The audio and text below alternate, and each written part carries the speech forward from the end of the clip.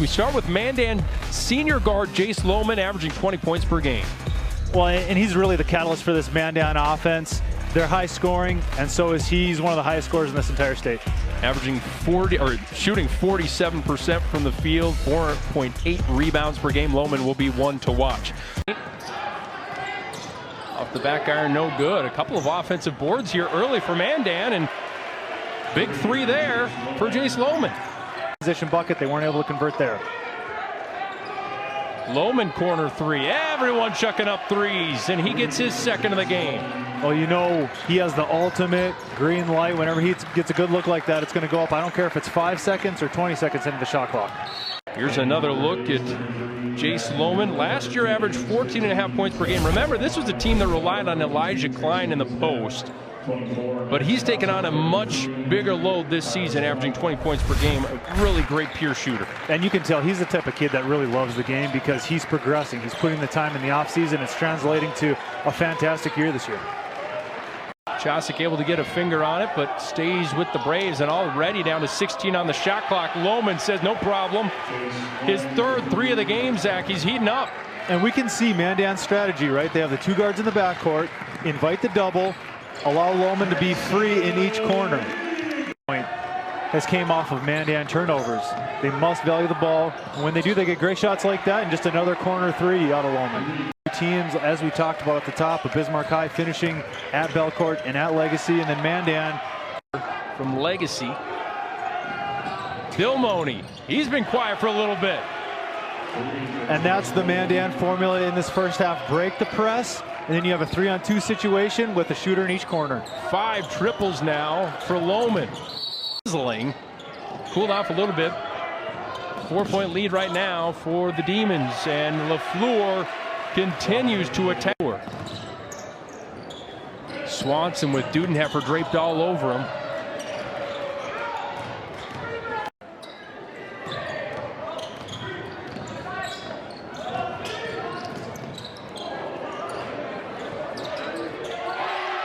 And that one splashed home. See what that Bison coaching staff likes, what they see in him. I just think when it's all said and done, he's going to be making a pretty good impact on that Bison football team as Lowman gets his first 2 of the second half. It's an even a bigger advantage for how hard they play and how many kids they play. Lowman fouled on the 3-point attempt by Walker. This is a huge foul as Mandan can finally try to get some momentum here going with the clock stopped, and Lowman heading to the free throw line. And they're also throws, but they're shooting free throws the rest of this second half. That's a great way to get back in the game, particularly against this Bismarck High team. It allows them to sort of catch their breath, get organized a little bit. And Lowman, one of the best free throw shooters in the state, hitting at an 88% clip from the charity stripe. 1 of 2 so far. And to your point about the way the Bismarck plays and the way it translates, the question always gets asked probably to Jordan Wilhelm, are you going to shorten your bench once you get to state? Eagle staff off the screen. And off the mark, Lowman with Cavisto hounding him. Bismarck High defense. They haven't been shown to do that on a consistent basis tonight. Rather than sending him to the free throw line, that is. Lowman hits 3 of 4 from the line tonight.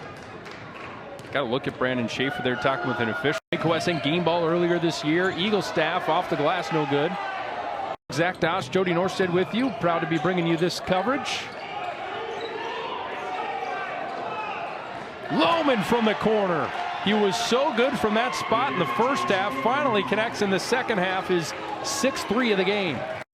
Here's another look at Jayce. Just a nice shooting touch. He does a great job of making himself comfortable in those corners. His teammates know where he is at all times. You talk about big scoring outputs. Jayce had 38 points in a loss to Minot earlier this season. 21 in Friday's win over Williston. Boosting his average up from 14.5 last year to 20 points per game this season. It's where Bismarck head to the bench. Yeah, this Bismarck High program that they run, it's not really for the first half, it's for the second half. And nearly taken away by Lowman after he hits the three. Just enough to not be able to finish. That's what Bismarck High is banking on. Loman this time called for the reach in. And there you see his bench fired up. An animated group over there wearing black. They thought they had one picked out from Swanson. Slowly but surely, Mandan has gotten back in this game, and they've been doing it on the defensive end and on the offensive end with 3 after 3. From number 13, the lucky 13. Now it's Chosick. Nice spin, but he can't get it to go. And now a chance for Mandan to take the lead. I didn't think he sat on a chair. He just went straight to the scorer's table. The Braves trail by 3 at half, and I believe by as much as 8 here in the second half, maybe 9. This Kate Cavisso being again where you least expect him. Mandan averaging 82 points per game on the year. That's up from 69.2 points per game last year. So a jump of about 13 points per game. It's a pretty big jump. Keys of the game right there. That possession where Trayson Eaglestaff just kept getting opportunities for himself. I have Lowman unofficially at 31 points on the night. He's just one of those super efficient offensive players. He doesn't need a lot of dribbles. The ball isn't in his hand for very long. He's either shooting, passing, or dribbling, and immediately. Very decisive play.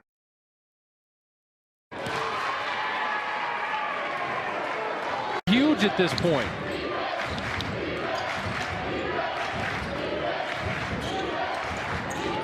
Grubb going against Doctor, gets it to go. What a find by Lowman, drawing the defense. Grubb underneath. Could it be possible? A road team getting a win in this series for the first time in 4 years. Jayce Lowman on the layup. Well, it's becoming pretty clear. The defensive focus for both of these teams. For Mandan, it's all on Trayson Eaglestaff. For Bismarck, it's all on Jayce Lowman.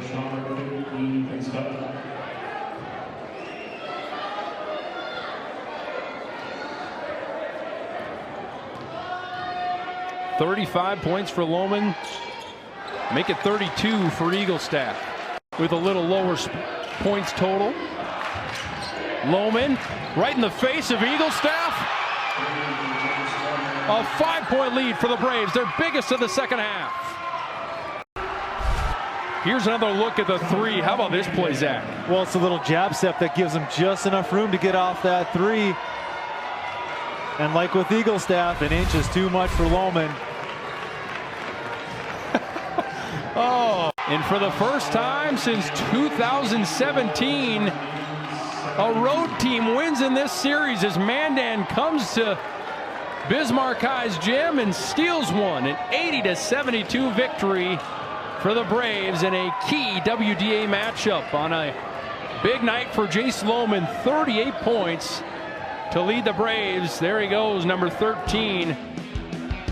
Looking to high-five some of the guys that he went up against tonight. There's a look at Lowman, an 80-72 victory for Mandan. We'll wrap it up next. Bismarck led by 3 at the break, but Mandan and the shooting of Jayce Lowman, the post play of Jonathan LaFleur and Aaron Grubb, the Braves rally to win it 80-72 in a big WDA matchup, and the Braves earn the sweep in the season series with the rivals across the river. Zach Dosh and Jody Norstead with you to wrap it up here on Midco SN. Zach, that was a fun one from start to finish. We knew it was going to be breakneck speed. And down the stretch, though, fouls kind of clogged things up a little bit. Yeah, I think Mandan did a fantastic job really handling the ball that entire second half. They broke the Bismarck High press, and then they were able to score in the half court, particularly through Jayce Lowman, and that really frustrated Bismarck High because they thrive on being able to create the turnovers and getting out and scoring in transition and hitting those threes, and they just couldn't keep going because Mandan was so efficient in their offense. They really kind of controlled that game on their offensive end. Well, let's take a look back at the first half highlights here. And really, a good start for both teams. For Bismarck, it was Trayce Eaglestaff knocking down everything. He had 17 points in that first half. Well, we made the comment at the start of the game, boy, are we heading for over 100 points? And here we sit at a 70-82 game at the end. So fast start for both teams, and then they kind of eventually settled in defensively. He had 17 of their 37 points in the first half. For Mandan, that first half, they had their share of threes too. 7 threes in all in that first half. And of course, Jayce Lowman, a big part of that. All 15 of his points were on threes. Jacob Pierce hitting one. And then doing a nice job around the perimeter of shooting. Well, their spacing was fantastic, and that led to a lot of open shots when the Bismarck High defense was out of position a little bit because they were trapping. Taking a look back at the second half highlights, Eaglestaff, there's a moment there where he was just unconscious. Ended up with 34 points in this one, 17 in each half. Great spurtability. How was that for a word? I don't know if that's an actual word or not, but it seems to fit him well. And when he hits one, he wants to hit the second and third right after that. And so, but Mandan did a great job on him down the stretch, kind of limiting his touches in the half-court offense. And I thought the post play was key for the Braves. Grubb finished with 8 all in the second half. Jonathan LaFleur had 11 points. Braves really doing a nice job in the post. And Mandan did a better job slowing down, collecting themselves, and finishing strong in the second half compared to the first half. And there you see Lowman, a couple more threes, ends up with 38 points on the night.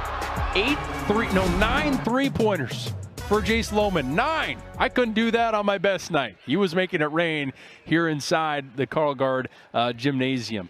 Well, Zach, what do you think? Only a couple more regular season games to go for both these teams. Then we get into the West Region Tournament, which should be absolutely bonkers, I would imagine. It's going to be a lot of fun and obviously unique this year, like we talked about with the high. Be fun. It's basically the same thing what the EDC does, and so we'll see a version of that in the WDA this year, but it's still going to be basketball, and it's going to be a lot of fun. Mandan open up some eyes tonight with a big win on the road over Bismarck High. Jayce Lowman, stellar, 38 points. Trayce Eaglestaff, 34 points. A couple of the WDA's best going head-to-head, both individually and team-wise. But it's the Braves earning the season sweep. On behalf of our entire crew, our producer Greg Ankers, alongside Zach Doss, Jody Norstead saying thank you for watching and have a good night.